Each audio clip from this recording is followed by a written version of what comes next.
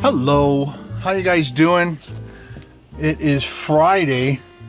I totally gapped at what day it was. I went to the post office in my town, and as I was giving them the package and stuff, I was mailing out a package. She's like, "Oh, it won't go out till Monday." I'm like, "What is she what is she talking about?" And then she's like, "Oh, and we don't do packages or whatever." So we had to come into Bradford anyway because I needed to pick up R2 because R2 needed some work done, and R2 is like 100% ready to go. Again, I just need to tint my windows. Hopefully do the UV there, UV here, unless it already has UV on it. I'm not sure how you'd be able to tell, but it's just pointing in the right direction. There we go. So Carol just brought me down to pick R2 up, and we hit the post office in Bradford. Again, I think she said, "Oh, it's not going out to Monday." And it was just funny how I just keep forgetting. And then when I picked up the car, the guy says, "Have a good weekend." I'm like, "Oh yeah, shit, it's Friday night." Oh, jeez. I haven't eaten in, what the hell was the last time I ate? I think I ate, so I did the, oh my God, what day is it? I am so lost, guys. When you do what I do, you totally lose track of time and what day it is and all that stuff. So we did the 24 hours at the Cheesecake Factory Tuesday to Wednesday, and then I didn't eat anything from Wednesday night all through Thursday. Oh, I did have probably 600 milliliters. I think it's 500 or 600 milliliters of bone broth, and of course my coffees, no cream, just black coffee, no sugar, of course. So yeah, we did the overnight to Wednesday, and the last thing I ate was, I did eat stuff when I got home. So Carol had some pepperoni sticks and again, I don't remember. I don't think I ate much when I was home on Wednesday night. Then I didn't eat anything at all Thursday. Now it's Friday, so I guess I'm at the over the 48 hours. But I have another thing of bone broth at home that I need to have. Oh, the battery died. I forgot to tell you guys that. So let me turn that up. So on the way down here, let me just start going home. On the way down here to Bradford to drop this off, and then I went on a walk with Paul, like a hike at the 99 steps, which is in like a valley. Carol was already down in Newmarket. So I said, when you're coming back up, I said, I'll drive the van down and we'll meet here, and then you can pick me up and we'll just go home. And that way we don't have to do too much zigzagging. So I'll meet you in Bradford. So I dropped it off, but I started the car and it was really cold. It was like, I think it was minus 21 with the wind chill. I started it, let it warm up a little bit, probably not as long as I should have. And because I was kind of like in a little bit of a panic mode to get down here and drop the van off. Put it in the drive, start driving, and I looked down and my gas was on empty.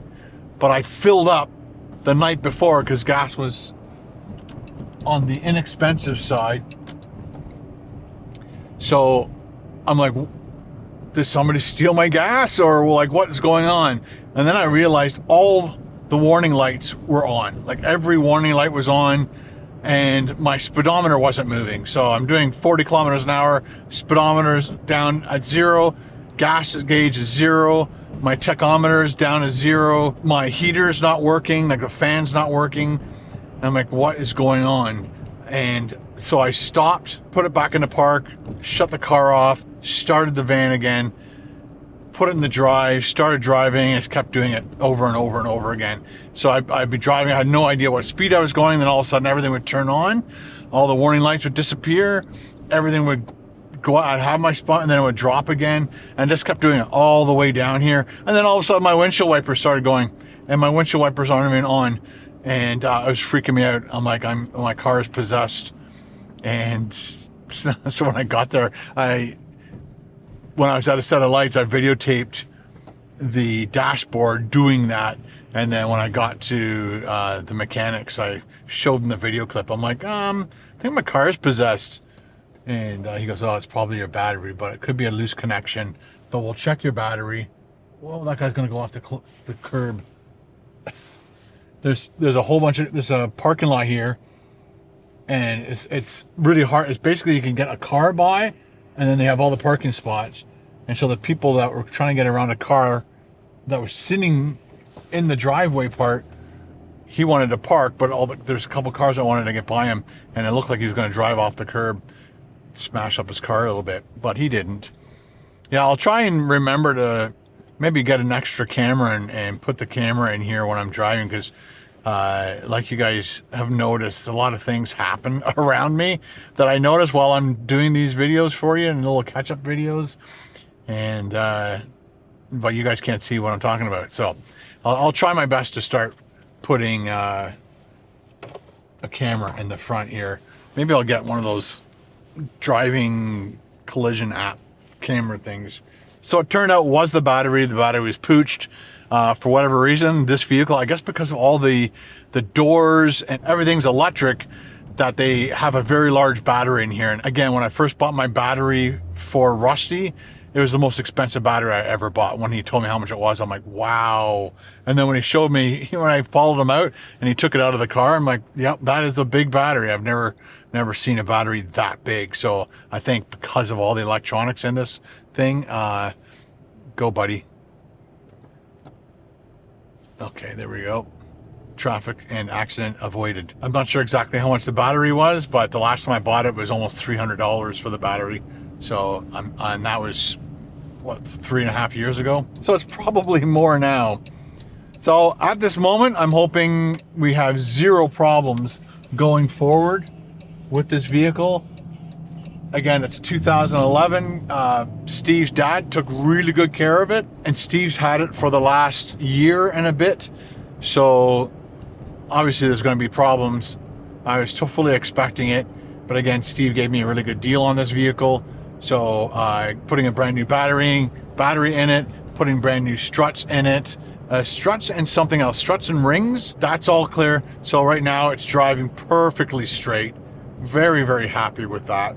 So I will be able to get my long distance videos in with zero problems and not having to fight the steering wheel all the way into the United States or other places that are far distance away. It's nice when you're driving 8 hours or more, you don't have to fight your steering wheel and wear out your tires. So again, the next two things I need to get done is to put an auto starter in here, and the closest place that will do it, I think, is in Newmarket, he said.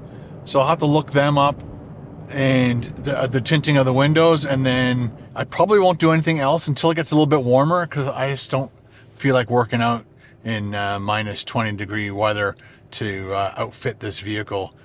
It's possible I could probably get away with doing some of it, but it'd be so nice if we had a big garage and lots of room and some woodworking equipment that I could build this thing out.